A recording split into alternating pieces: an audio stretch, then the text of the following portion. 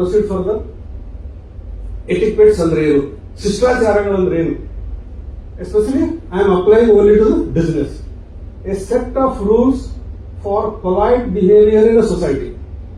ಈಗ this etiquette, when I say business ಬಿಟ್ಟು ಹೊರಗಡೆ ಹೋದ ತಕ್ಷಣ ಅಪ್ಲೈ ಆಗಲ್ಲ ಅಂತಲ್ಲ. This etiquettes are common. ಸ್ವಲ್ಪ ಸ್ಟ್ರೆಸ್ ಅಂತ ಬಿಸಿನೆಸ್ ನಲ್ಲಿ ಅಡಿಷನಲಿ ಬೇಕಾಗೋದನ್ನು ಹೇಳ್ಬೋದು. ಬಟ್ ಎಟಿಕ್ವೆಟ್ ಎಲ್ಲ ಕಡೆ ಇದೆ. ನಮ್ಮ ಮನೆಯಿಂದ ದೇಶದವರೆಗೆ ನಾವು ಎಲ್ಲೇ ಅಡ್ಡಾಡಿದ್ರು ನಮಗೆ ಎಟಿಕ್ವೆಟ್ಸ್ ಇದೆ. So it is a simple definition, set of polite behaviour in society. If you are impolite, that means etiquette is not there. So it is a code of conduct that helps people to avoid offending others. This is another important part of the ಒಂದು code of conduct. ಎಲ್ಲರೂ ಒಂದು code of conduct ಇರ್ತಾರೆ. ಒಂದು association join ಆದ್ರೆ code of conduct sign ಮಾಡಿರ್ತಾರೆ, terms and condition ಇದ್ದಾಗ. Employment join ಆದ್ರೆ code of conduct ಇರುತ್ತೆ. ಹಾಗೆ ನಮಗೂ ಯಾವುದೇ ಕ್ಷೇತ್ರದಲ್ಲಿರಲಿ ಕೋಡ್ ಆಫ್ ಕಂಡಕ್ಟ್ ಅನ್ನೋದು ಯಾವುದೇ ಇಲ್ಲ ಅಂದ್ರೂ ನಾನು ಮನುಷ್ಯ ಫಸ್ಟ್. ಮನುಷ್ಯರಿಗೆ ಇರಬೇಕಾದ ಕೋಡ್ ಆಫ್ ಕಂಡಕ್ಟ್ ಆದ್ರೆ ಇರಬೇಕಲ್ಲ, ಅದೇ ಎಟಿಕ್ವೆಟ್. ಫಸ್ಟ್ ಆಸ್ ಅ ಮನುಷ್ಯ ಪೊಲೈಟ್ನೆಸ್ ತಪ್ಪೇನಿದೆ, ಸಂಭಾವಿತನಾಗಿರೋದ್ರಲ್ಲಿ ಏನ್ ತಪ್ಪಿದೆ?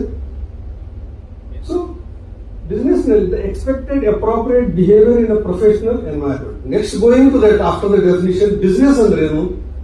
ಬಿಸಿನೆಸ್ ಎನ್ವೈರನ್ಮೆಂಟ್ ನಲ್ಲಿ ಪ್ರೊಫೆಷನಲ್ ಬಿಹೇವಿಯರ್ ತೋರಿಸ್ಬೇಕು ನಾವು. ನಿಮ್ದು ಬಿಸಿನೆಸ್ ಸಣ್ಣದಿದೆಯಾ, ಮಂತ್ಲಿ ಬಿಲ್ಲಿಂಗ್ 1 ಲಕ್ಷ ರೂಪಾಯಿ ಇದೆಯಾ, 1 ಕೋಟಿ ಇದೆಯಾ, 500 crore ಇದೆ, ಇಮ್ಮೆಟೀರಿಯಲ್ ಅಲ್ಲ. Etiquette remains same. Many people think ಇಲ್ಲ ಗಳಿಗೆ ಜಾಸ್ತಿ ಆದ್ಮೇಲೆ ನಾನು ಸ್ವಲ್ಪ ಸಂಭಾವಿತ ಆಗ್ತೀನಿ ಅಂತ. ಆಗಲ್ಲ. ಗಳಿಗೆ ಜಾಸ್ತಿ ಆದ್ಮೇಲೆ ಎಟಿಕ್ವೆಟ್ ನಿಮ್ಗೆ ಮೊದಲಿಂದ ಬರದೇ ಹೋದ್ರೆ ಇನ್ನೂ ಎರಗಂಟ ಆಗ್ತದೆ ಮನುಷ್ಯ. ಯಾಕಂದ್ರೆ ದುಡ್ಡು ಜಾಸ್ತಿ ಆಗಿಬಿಡುತ್ತೆ. ದುಡ್ಡು ಜಾಸ್ತಿ ಆಗಿ ಎರಗಂಟ ಮನುಷ್ಯ ಒಬ್ಬ ದುರಂಕಾರಿ ಆದಾಗ ಅದರದ್ದು ಅನಾಹುತಗಳೇನಂತ ನಮ್ಗೆಲ್ಲ ಗೊತ್ತು. ಸಿನಿಮಾ ನೋಡ್ಕೊಳ್ತೀವಿ ಅಥವಾ ನಮ್ಮ ನೇಬರ್ಗಳು ನೋಡ್ಕೊಳ್ತಿರು. ಅದಕ್ಕೆ what is important is appropriate professional behaviour in the professional environment. Appropriate behaviour in the professional environment is the etiquette, which it includes the way you communicate, dress and interact with others. Simple ನಲ್ಲಿ etiquette I will focus only on that. Communication, dressing, interact. ನೀವು dressing ನಲ್ಲಿ ಏನು ಎಟಿಕ್ವೆಟ್ ಬಂತಂತ, ಈಗ ನೀವೆಲ್ಲ ಆಫೀಸಿಗೆ ಸಂಬಂಧಪಟ್ಟಂತ ಡ್ರೆಸ್ಗಳು ಹಾಕೊಂಡ್ ಬಂದಿದ್ರ, shirt, pant, over coat, whatever it is. ಈಗ ನೀವು ಈ ಮೀಟಿಂಗ್ಗೆ ಅಥವಾ ನಾನು ಒಂದು ಬರ್ಮುಡಾ ಶಾರ್ಟ್ ಹಾಕೊಂಡು ಒಂದು ರೌಂಡ್ ನೆಕ್ ಟಿ ಶರ್ಟ್ ಹಾಕೊಂಡು ಬಂದಿದ್ರೆ ನಿಮ್ ಸೆಕ್ಯೂರಿಟಿ ಒಳಗೆ ಬಿಡ್ತಿದ. ನಿಮ್ಮ ಪ್ರೆಸಿಡೆಂಟ್ ನಾನು ಇಲ್ಲಿವರೆಗೆ ಕರ್ಕೊಂಡ್ ಬರ್ತಿರ್ಲಿಲ್ಲ, ನಾನು ಬಿಟ್ರಿ ನಿಮ್ ಸೆಕ್ಯೂರಿಟಿಯನ್ನೆಲ್ಲ ಒಳಗೆ ಬರ್ತದ. ಏನಪ್ಪ ಇದು ಬೀಚ ಅಂತಾನೆ ಇಲ್ಲ. Dress plays important role. It is one of the etiquette. ಎಷ್ಟೋ ಜನರಿಗೆ ಇದು ಗೊತ್ತಿಲ್ಲ ಅಥವಾ ಗೊತ್ತಿದ್ರು ಪ್ರಾಕ್ಟೀಸ್ ಮಾಡಲ್ಲ. ಈಗ ಮಾಡರ್ನ್ ಕಲ್ಚರ್, USA ಕಲ್ಚರ್ ಅಂತ ಹೇಳಿ ಜನ ವರ್ಕ್ಗೆ ಟಿ ಶರ್ಟ್ ನಲ್ಲಿ ಹೋಗ್ತಾರೆ, ಜೀನ್ಸ್ ನಲ್ಲಿ ಹೋಗ್ತಾರೆ. They are not part of the etiquette. In ಮಕ್ಕಿನೋ we had a very strict rule on this etiquettes and manners.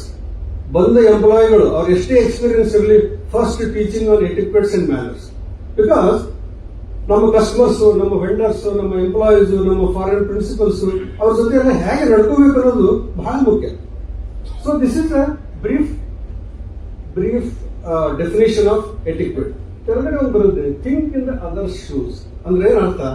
ಈಗ ನಾನು ಬರುವಾಗ ಬರ್ಮುಡಾ ಶಾರ್ಟ್ ಹಾಕೊಂಡು ಟಿ ಶರ್ಟ್ ಹಾಕೊಂಡು ಬಂದಿದ್ರೆ ನನಗನುಕೂಲ, ಈ ಬೇಸಿಗೆ ಇದೆ ಅಥವಾ ಬೇಸಿಗೆ ಅಂತ ವಾತಾವರಣ ಇದೆ, ನನಗೆ ಆರಾಮಿಲ್ಲ ಅಂತ ಹಾಕೊಂಡು ಬಂದಂಗೆ.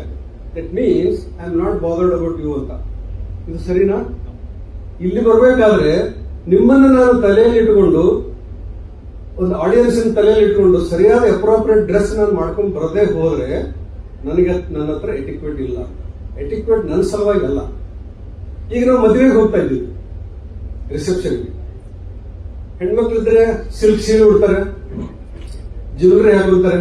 ಗಂಡ್ಮಕ್ಳಿದ್ರೆ ಸೂಟ್ ಹಾಕೊಳ್ತಾರೆ ಅಥವಾ ಟ್ರೆಡಿಷನಲ್ ಇಂಡಿಯನ್ ಡ್ರೆಸ್ ಹಾಕೋತಾರೆ. ಚೆನ್ನಾಗಿ ಡ್ರೆಸ್ ಮಾಡ್ಕೊಂಡು ಹೋಗ್ತಾರೆ. ಇಲ್ಲ, ಎಷ್ಟು ಜನ ಹಾಫ್ ಪ್ಯಾಂಟ್ ಹಾಕೊಂಡು ಹೋಗಿದ್ದಾರೆ ಹೇಳಿ ಮದುವೆಗೆ?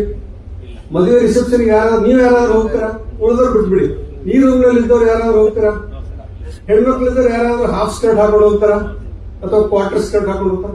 ಹೋಗಲ್ಲ. ಯಾಕಂದ್ರೆ you want to respect the guest, not you. You want to respect the guest and the couple and the host. ಅದರ ಅರ್ಥ ನಾವು ಯಾವುದೇ ಕೆಲಸ ಮಾಡಿದ್ರು ಅವಾಗ ಮತ್ತೊಬ್ಬರ ಬಗ್ಗೆ ಯೋಚನೆ ಇಟ್ಟುಕೊಂಡು ನಾವು ಮಾಡೋದು. We should think in the other shoes.